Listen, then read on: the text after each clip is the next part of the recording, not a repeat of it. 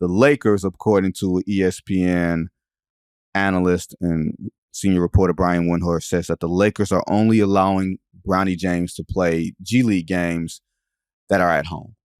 So no Sioux Falls, South Dakota for you. No, none of that. None of the G League experience. Jason, we have lost the plot.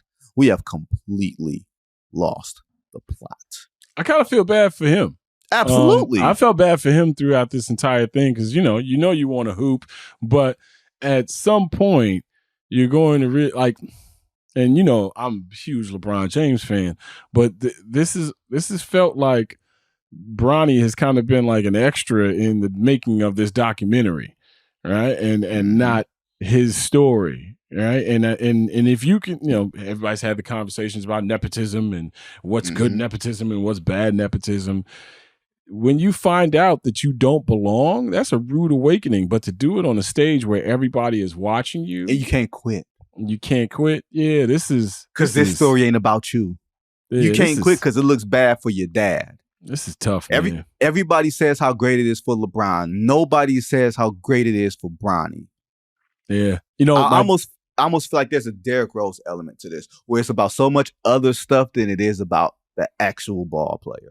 So my dad was an engineer, and I remember my freshman year, I took a senior level engineering class, AutoCAD class with 3D blueprints and all that, and I got an F in this class. First of all, I wasn't supposed to be in this class as a freshman, right? I'm still trying to find my way to my locker in this big ass school. You know what I mean? Like It was all bad, right?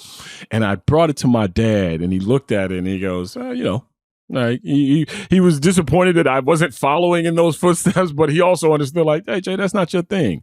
And I look at this and I think to myself, I didn't have people in that class putting a bullseye on my chest and back. Like, I'm going to make sure his blueprints look like trash. I'm going to make sure, like, any gym that Bronny James goes into, whether he belongs there or not, he's a target. And he's not facilitated or equipped with the tools necessary to defend himself.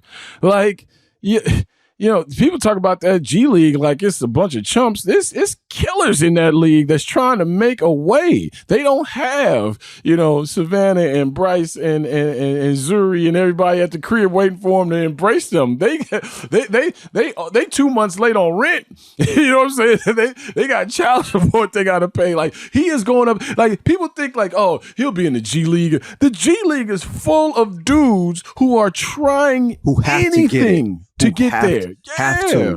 Have to. They don't like sending stars back to the G League. I remember back when Rondo hurt himself as a Bull, and they're like, "Oh, just send him to G League for what? Send him where? so you can have some dude fouling the shit out of him all game long because he's trying to make it." You know what Rondo did as opposed to doing that? Rondo went to one of them, not even a high school. He went to an elementary school and worked out with the Bobby Portises and the Cristiano Felicios of the world to get himself back right.